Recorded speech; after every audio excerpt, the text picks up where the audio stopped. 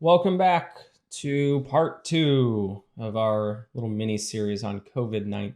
In our last video, we went over just high level, kind of the data sources that we were going to be working with, just overall goal, this type of analysis, and laying out some of the questions that might be helpful to answer and, just things along that nature. So again, just to reiterate, this isn't to necessarily point you in any one direction. It's more of just, there's a lot of data out there. And I know a lot of people who follow this channel obviously work tremendously with data. And so I thought this would be a pretty interesting project that we can kind of all do together just because I think, it's the one thing right now that I think all of us have something in common in the sense of we've all been going through it. So I think that makes it a great candidate for us to explore together and just get a better understanding about kind of why we're seeing what we're seeing, and not necessarily to say like, oh, this is going bad or that's going right, or XYZ, because there's a lot of complexities behind that. So what we're going to do first is I'm going to show you how to pull in some of this data using Power Query. So most of these URLs that you see under the data sources tab are all API calls, right? And so all we're going to be doing is each one of these, you can just copy the URL just like so. And then if you go into Power Query, if you go back into Excel and then you go under the data tab, and then you go over to the far left under get data, or if you want, you can actually go over here, but if you're under get data, you can go from other sources from web.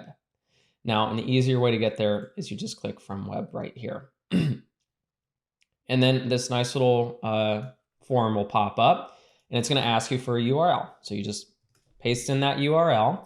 If it's the first time that you've been using this, it will talk to you a little bit about credentials. You can just do anonymous access and that should work perfectly okay. But then after pressing okay, you're then gonna be redirected into Power Query, which is its own little user experience. And generally speaking, not always, your data is going to initially look like this. It's going to be a list object. And the first thing that you need to do is you need to convert this list to a table. So if you look right up here, you're going to see to table. So you just click that button, and that's going to convert it to a table object. To convert it to a table object, it's going to ask you, would you like to select a delimiter? So you have that option if you'd like. In this case, say none. And then just keep how to handle extra columns, just say show it as an error. That's all. So just leave the default values, press OK. And then from here, you're going to have a table object with one column, and it's going to be a column of individual records. If you select an individual record, you will see there are a bunch of different fields inside of them. So if I want to expand my record so that each field is its own column, I'm going to see right up here, my upper right-hand corner of my column, this little expand. So if I click it, it's going to say, hey, these are all the fields. So first things first, I'm going to uncheck use original column name as prefix. When you have this check, it's going to be column 1 date, column 1 state, column 1 positive. I don't like it. I just like to use the name of the field. It's a little bit cleaner. And then from here, you press OK.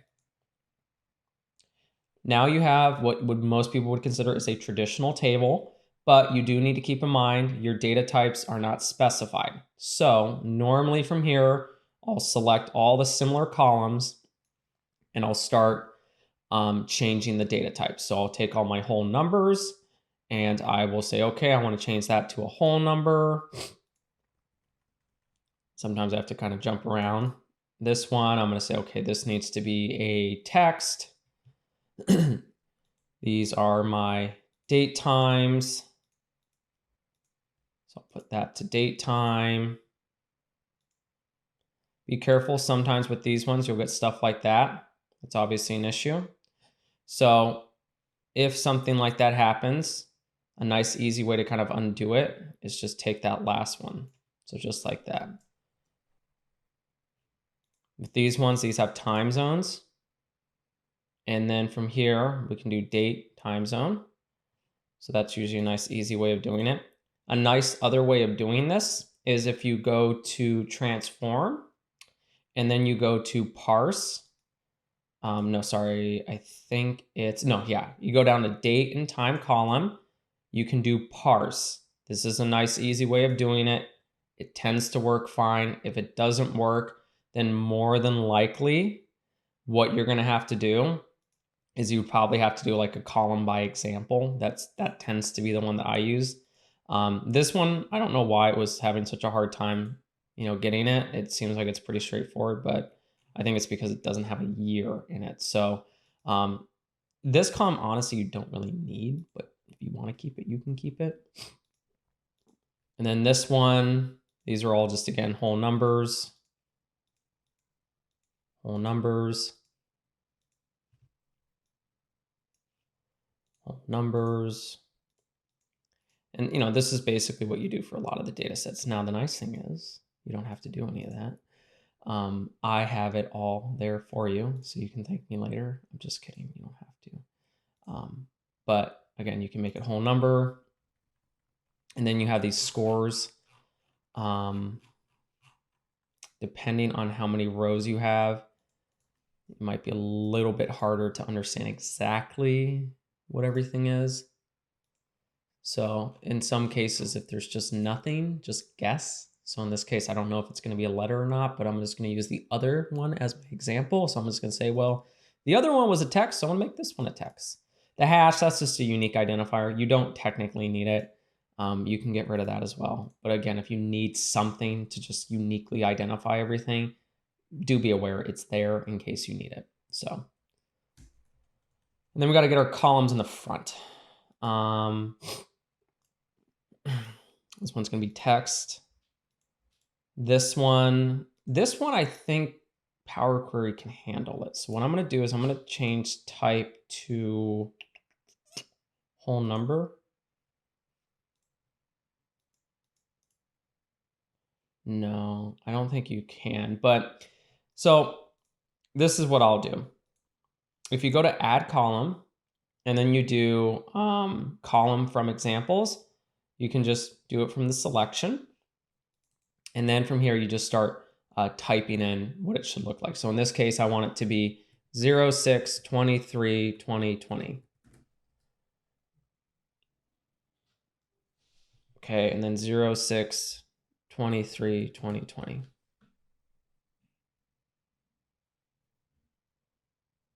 And you can kind of see it's going to start recommending what it should be. So that looks fine. And then you have this little merged one, I guess. Is that merged? And then usually I'll just move that one to the beginning. It's not a text. It is a date. And again, you just want to move it to the beginning. So that's how I do it. It might not be perfect, but I tend to like it. So you've done all your cleanup and all that kind of fun stuff, right? So then you're going to go to home and you're going to do close and load, or you can do close and load too. Normally I'll do close and load too if I want to make sure I just have like as a connection. So right now it's going to load as a table and it's going to go to a new worksheet. However, if I want, I can do a connection, which basically means in the background, I have a connection to this data source, but I'm not going to physically see it anywhere in my workbook. But I can connect to it in a pivot table if I wanted to. So that's advantageous. Again, you also have a pivot chart and a pivot table. And then additionally, if you'd like to merge up multiple data sets all together, you can add this data to the data model, which you can then use Power Query to mash up that data set even further and create some relationships between different tables to maybe do some more complex analysis. Now, for right now, I'm just going to do table. Every example on here I'm doing as a table. I would encourage you to do the same so that way you can physically explore the data a little bit before you start going in and playing around with it. That's just my opinion. But you can see here, now I have my data in here. A couple things I do. This is just me being OCD about things. I'll go into properties. I'll turn off adjust column width. So again, if I go up to table design and I go under external table data, and then I go up to properties, this little form will pop up. You'll see it with adjust column width checked. Turn that off. And then every time it refreshes, You won't have these automatically adjust like that. I like it like that. And then also, I don't like that green. It drives me crazy. So I either do the black, the blue, or the orange. I tend to do blue. And then I'll put my row height to 20 and then lift it up so that way it's horizontal. There's more I do, but for right now, that's usually what I do. And then from here, I usually encourage people, you should explore it a little bit, try to get an understanding of what the fields are, why you're seeing what you're seeing. And then at some point, I'm assuming that somebody's going to want to probably put it in a pivot table, because with a pivot table, it's a little bit easier to analyze. So if I go to table design, and then I see under tools, summarize with pivot table, if I click that, it will then ask me, well, what do I want to use as my source of data? Because I was inside of a table object, it's going to assume that I want to use that table as my data source. So I will leave current as my data source. Now, keep in mind, it's the name of the table. So if my table was called current 123, then it would be current 123. And then additionally, you'll see some options here. Do you want to put it on a new worksheet? Do you want to put it on the existing worksheet, so the one that I have currently selected? And then would you also like to add this to the data model? My situation so far, I'm just doing new worksheets and I'm not adding it to a data model because I don't need it at this point. So I'll keep all the default selections and then I'll press OK. A new worksheet will be created and I will have an empty pivot table that I can then start filling out. Now, depending on how your Excel is set up, it still might have you on the queries and connections, but you should notice right over here on the pane, I'm going to zoom in just a tiny bit. It's not going to zoom that in, but you'll see that's little pane right here. Oh, God. So you have to have it selected. And then you'll see the fields that you can put in your pivot table. So I'll put my date in here, and then I'll put my states, and then I'll have my positive count, my negative count, and so on and so on. A lot of times I find it's a little bit easier to see if I have the columns. Again, you kind of have to play around with it a little bit. It really depends on what the data is. But the nice thing I like about these data sets is it's really nice if you're trying to get an understanding of the trend. Now, it's hard to see the trend sometimes when it's in these pivot tables. So normally what I'll do from here is I'll create a pivot chart. And so a pivot chart is kind of like a pivot table where I can kind of drag and drop fields, but now I'm just doing it with a chart. And so it's going to make it a little bit easier to visualize that data, and it makes it a little bit easier to kind of identify those trends as you're seeing them. So if I go up to Pivot Table Analyze, and then I go under Tools, so over here, there's a couple options. One is a recommended pivot table, so stuff like this. So this is kind of helpful too if you don't know where to start. It will give you a recommendation. But I'm more concerned with pivot chart. So this will create a pivot chart, and it will say, well, what kind of chart do you want to use as your template? So naturally, your data should be dictating what your chart is. With this type of data, you have to ask, what kind of question am I trying to answer? So if I want to see things on a trend basis, I'm probably going to go with a line chart, but not always. In this case, let's just do a line chart and we'll kind of see what happens. We have to be a little bit careful though when we're working with a lot of different fields, because often what will happen is your chart will become very full. We'll just call it that. And it's often really hard to see what is going on at an individual level. But for right now, we'll just keep it as a line chart. And we can see that we have a new chart that we can play with. Normally what I'll do is I'll create another sheet and I'll take my chart and I'll put it on that sheet. I don't like having the table and the chart on the same one just because I think it's more of a distraction. I like to kind of keep it separate. But we can also see here, this is a little bit challenging. Now, why would maybe a line chart not make sense in this situation? Well, I don't really have a lot of data. It's only a single point in time. So in this situation, maybe a line chart doesn't make a lot of sense. And that happens often. I go down a road and I'm like, oh, I think that's the right way of doing it. And then you look and you're like, wait a minute, this doesn't tell me anything. So maybe what I can do is I'll change it. So if I go under the Design tab, you can see that there is a chart type. In this case, let's maybe try a column and we'll see what happens. Okay, so a little bit better. It's still kind of cluttered, so it does make it a little bit harder to kind of see what everything is. But let's maybe take out our states. Okay, so now we're starting to get a little bit more of a clearer picture. So I'll kind of remove my grid lines and then I'll add some data labels. So that just makes it a little bit easier. Now, usually if I have data labels, I'll get rid of my axes. And then we can kind of see that right now we have, well, let me see. I want a number. So we have 25 million negative cases, and then we have 2.3 million positive cases. So that can be helpful. Let's maybe take a look at another one. Maybe we want to do a stack bar chart. And with this one, we don't want necessarily the sum of the negative and the positive. We just want the total test results. Okay, so we have this and this. Well, I guess actually that one probably wouldn't work either. We'd have to look a little bit more because it kind of gives us a better idea, but really what I'm looking for is the sum of the positives and the negatives. So I want to kind of see the distribution of those two. So this might also be something, you have to play around with it a little bit to kind of see, hey, what kind of makes sense. But this is one chart that you can kind of see, it's not always a clear picture, but naturally you should be going in and saying, what kind of question am I trying to answer? So that's how you would pull in your data sources, use Power Query to kind of transform and clean up your data, put it into a pivot table, and then use that pivot table as a basis for creating a pivot chart.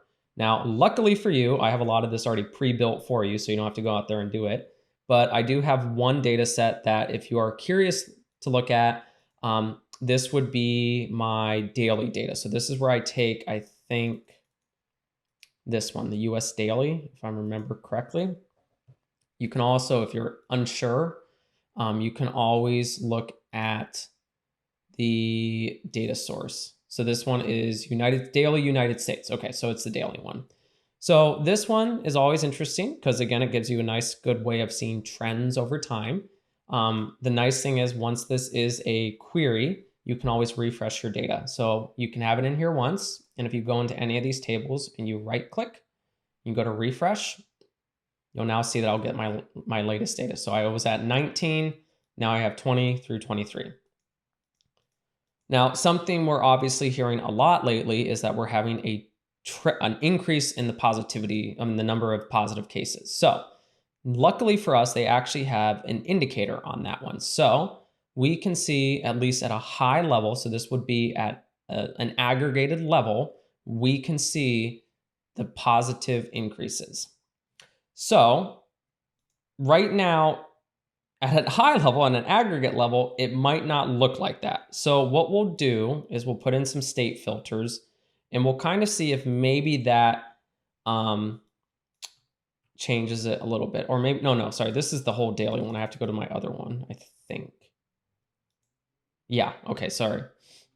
So one is the daily and then one is the states. And so I'll rename this one because I think this one is daily states. I think that's a better one to kind of probably call it.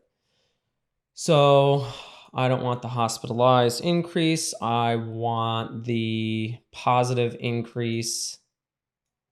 And then what I'm going to do is I'm going to refresh this data because right now it's on the 19th. So I need the last couple of days. So now I have the 23rd. So that's great. And then I'll refresh this. I think it should be fine. Okay, perfect. So now we can also see right there, you saw how it kind of jumped up. So, it's kind of telling something we were probably all ready to see, which is cases are increasing. So let's take a look and see. So now we have a pivot table, we have our chart. Sometimes we want to narrow our range, right? So say I just want, June, for example, because I have it parsed already, it's a little bit easier to do that.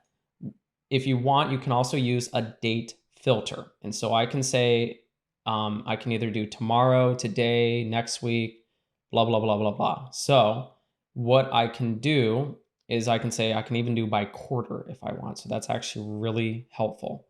So if I say I want everything is between, let's say I want March 1st and June 23rd, we kind of still see something, right?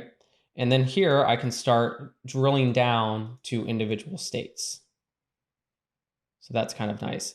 And then if I want to go even more granular, I can start expanding each one of these fields. So sometimes that actually helps us better understand the trend is when we're going a little bit more granular. Sometimes it's actually advantageous to go a little bit more. So if we start expanding it, we can definitely see there's obviously an uptick in cases. So what potentially could be causing that or things like that. So something that obviously is talked about is the total test result increase. So this one a lot of times will completely skew your data because the numbers are growing a lot faster than your positives.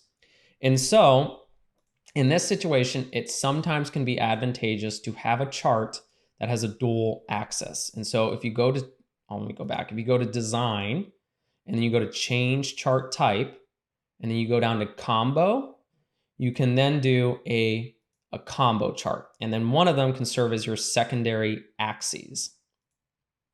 And so that cleans it up a little bit. You can still see it's still a little bit cluttered, but it can at least give us some degree of understanding as to maybe why it's happening. So what I can also do is, again, collapse it if I want. It might even be more advantageous to have it at a weekly level. Now, I don't have the data down where it's aggregated at a weekly level, but there's a lot of different ways to do that inside of Excel. In fact, I think one thing you can do, I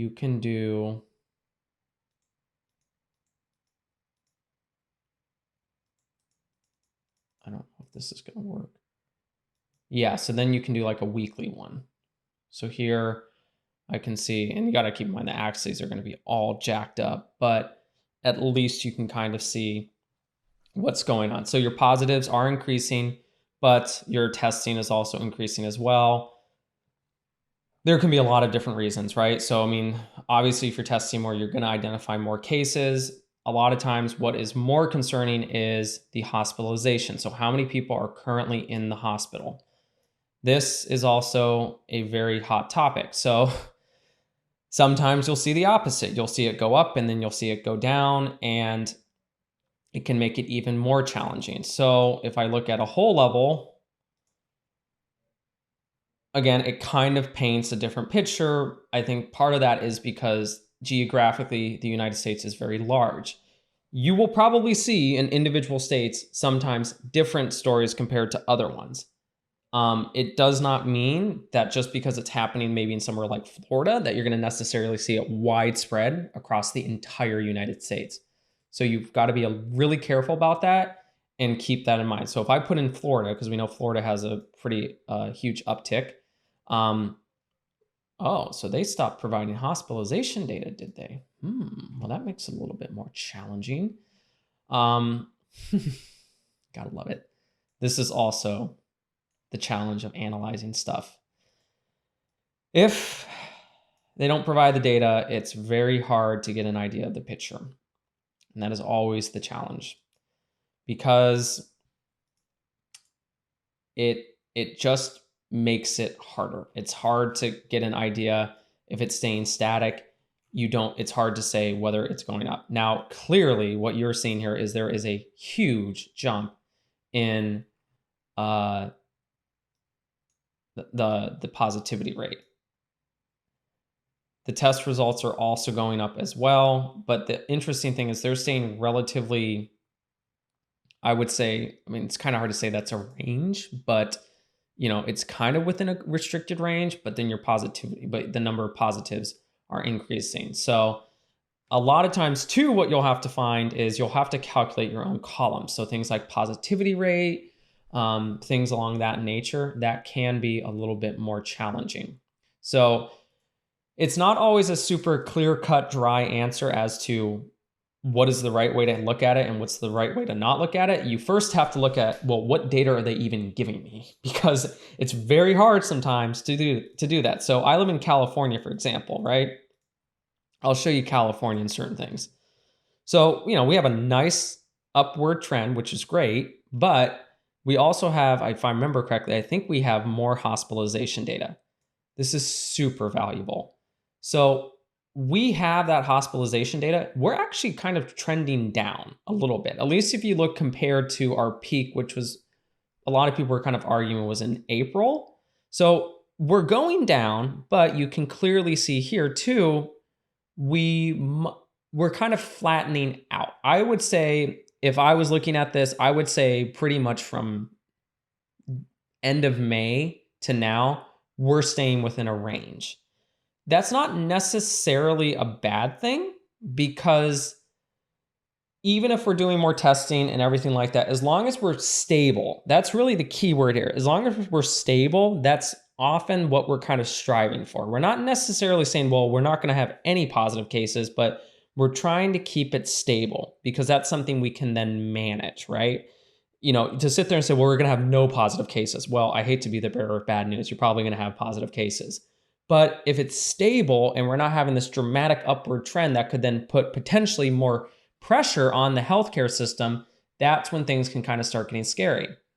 Because if you don't have that capacity to handle that increased caseload, now you're not able to handle just the COVID-19 cases, but the people who come in for everyday ailments. Things like, somebody who was 55 had a heart attack. If they can't make it into the hospital, that person now, who might have had a 20% chance to live, now has a 5% chance to live. So, and again, I don't know the metrics off the top of my head, but what the argument is, and I think it's a very valid one, which is, if you have that pressure on the healthcare system, it makes it very, very hard to handle just everyday things. So we're going to keep exploring this a little bit. I think in our next video, we'll start kind of looking more at certain qualitative stuff like government response. We'll keep looking at some of this testing data and, just having more of a discussion about it. Again, like in the previous video, if you have kind of your own questions or your own kind of insights, I'm always happy to hear it.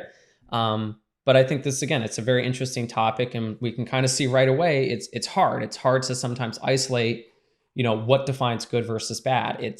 It's not super straightforward sometimes, just because there's a lot of complexities behind the scenes. Why is it that, we're seeing inconsistencies in data? Why are some states doing more testing than other ones? Are there other situations like that? Things along that nature. I think another interesting one is the recovery number, right? So California doesn't report recoveries, which I thought was interesting. I'm like, why would you not report recoveries? But, so that, again, it just makes it hard sometimes to do like an apple to apple comparison, because there's all these weird stuff there where it's like, just give me the data, just give me the damn data. But so yeah, I think in the next video, we'll keep exploring a little bit more. But again, if you have questions, by all means, put them down. So thank you again for watching, everybody. We'll see you in video number 3.